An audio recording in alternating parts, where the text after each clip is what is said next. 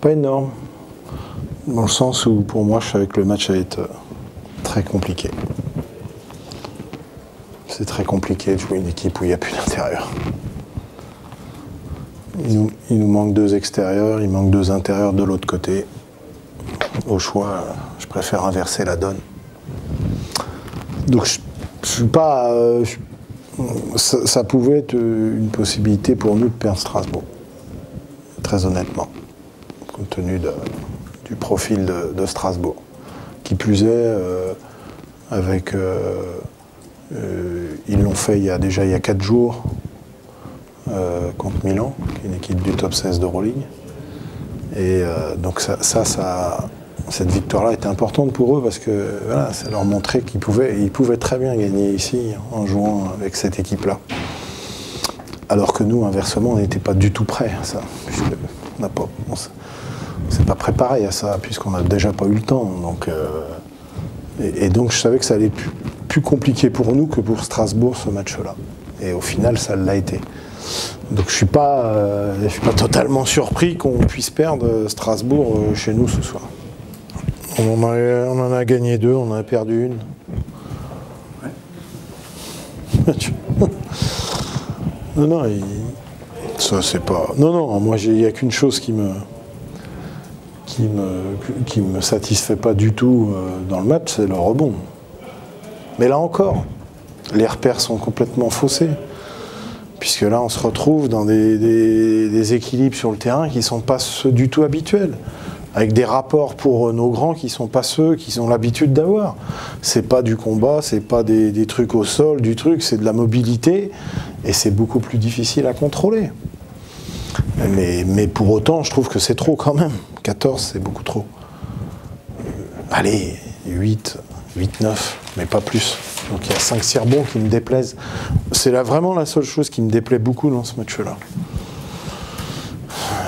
Parce que le reste, je savais que ça allait être compliqué. Et je suis même très content de la deuxième mi-temps. Parce que arrive à tenir Strasbourg à 27 points en deuxième mi-temps. On a été costaud en deuxième mi-temps, hein, dans l'agressivité défensive. Je suis très content de la deuxième mi-temps. Mais on a une approche qui n'est pas du tout assez agressive sur la première mi-temps. Ça manque un peu beaucoup d'agressivité. Donc bon, après peut-être qu'on n'avait pas encore totalement aussi digéré Dijon dans les têtes, mais j'aime pas la première mi-temps en termes d'intensité, d'agressivité. J'aime beaucoup globalement la deuxième. Et la prolongation, c'est pas qu'on baisse de trucs, c'est qu'après mettre des shoots très importants. Il y a 2 situations de fin de possession où ils marquent pas, mais ils prennent le rebond. Et derrière, ils marquent, mais on les emmène loin dans les possessions. On est là. Non, il n'y a que le rebond qui me déçoit sur la globalité du match. Pour le reste, non. Et je dis, le résultat me surprend pas totalement. Non, il faut maintenant basculer sur le dernier match des fêtes de Noël, qui sont un peu indigestes pour nous pour l'instant. C'est 2 scénarios, voilà. Mais bon, il y a surtout que maintenant, j'espère qu'on va... c'est la deuxième fois hein, qu'on perd avec que 4 extérieurs. Hein. Ça nous était arrivé aussi à Limoges, d'avoir Maël en moins. Et on en a que 5, on n'a pas Marco, donc dès qu'on en perd encore un autre, il nous en reste plus que 4. Ça c'est délicat pour nous. Là, ça fait trop, ça fait beaucoup quand même. Parce qu'après, nos intérieurs sont des intérieurs. C'est difficile de demander aux intérieurs de jouer comme des extérieurs. L'inverse est beaucoup plus facile. C'est pour ça que je pense que le match était plus facile pour Strasbourg pour nous ce soir. C'est long une saison, hein, donc présenter toujours le même visage à une équipe, je ne connais pas une équipe qui présente la même volonté, la même envie pendant 10 mois. Pour chaque match, on le sait très bien qu'à un moment donné, voilà, donc là je pense que c'est le fait aussi, il y a Dijon qui était dans les têtes un peu. Voilà, et puis c'est toujours compliqué de jouer une équipe diminuée à l'avance. Parce que bon, pour l'entraîneur c'était plus compliqué, mais pour les gens, pour les joueurs et encore plus pour les gens, ça l'est moins, beaucoup moins, voire même complètement l'opposé. Donc, comme toujours, les joueurs, ils écoutent à la fois l'entraîneur et aussi ce qui se passe autour.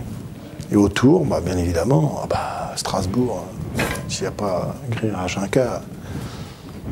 Donc moi, j'avais quand même pas oublié de rappeler que 4 jours avant, ils avaient mis une équipe du top 16 d'Euroleague à moins 15.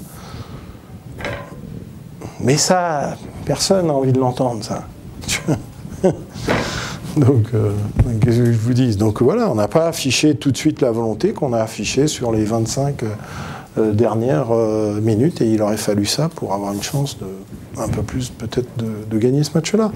Mais l'absence de David nous coûte très très très cher. Parce que si on voulait, nous, s'ajuster à Strasbourg, c'était important d'avoir la densité de David Noël pour défendre Abromaitis voilà, et jouer un poste 4 avec un poste 4, nous aussi, très puissant. Alors que là, il ne nous reste plus que les 4 crevettes, on va dire. Et ça, pour nous, c'était un gros souci. Quand j'ai vu qu'en plus, David n'allait pas jouer, j'étais pas très confiant. Donc, bon, voilà, donc il faut maintenant, il faut passer à autre chose. Donc, qui laisse entendre que c'est pas grave, mais bon, le problème c'est que c'est le mollet, et c'est fragilisé le mollet, et donc a priori il y a un truc qui pouvait pas se lever sur la pointe des pieds. Donc a priori c'est qu'il y a un petit quelque chose, c'est pas une déchirure, c'est peut-être une petite élongation, je ne sais quoi, mais a priori ce soir il pouvait pas. Donc est-ce qu'il pourra vendredi, ça, je suis pas persuadé. Ça restera une vraie interrogation, parce que de toute façon, il ne peut pas s'entraîner d'ici là. Et il faut faire attention, quoi. Il faut faire très attention, parce qu'un mollet, si ça casse après, donc on prendra toutes les précautions, quoi qu'il arrive. Mais s'il ne doit pas jouer au Mans, il ne jouera pas au Mans, quoi. Le bilan est très bon, hein. C'est pas la défaite ce soir qui plus est, dans le scénario d'opposition à laquelle on allait être confronté ce soir. Donc ça ne me perturbe pas trop, ça. Donc le bilan est très bien, hein. Tant qu'on est dans la première partie de tableau, je signe tout de suite. Si vous me dites qu'à début mai, on est toujours dans le haut de tableau, et dans les 8, je signe tout de suite, hein. J'aime bien cette équipe, l'état d'esprit qui est la sienne, le respect qu'ils ont de ce qu'on veut faire sur le terrain, voilà.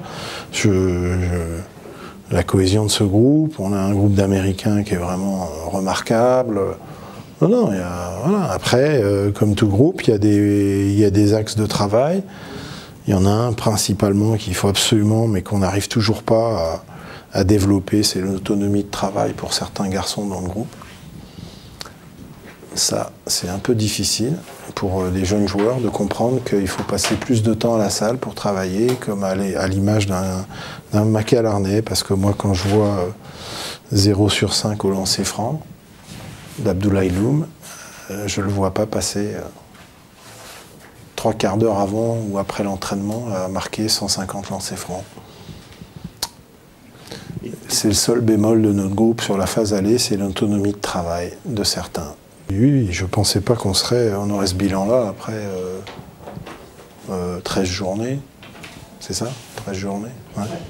13 journées, non, je ne pensais pas avoir tel bilan. Le bilan de résultat me surprend, et même le jeu produit par le groupe, et puis l'état d'esprit qui est le sien, sa cohésion, oui, tout ça me surprend.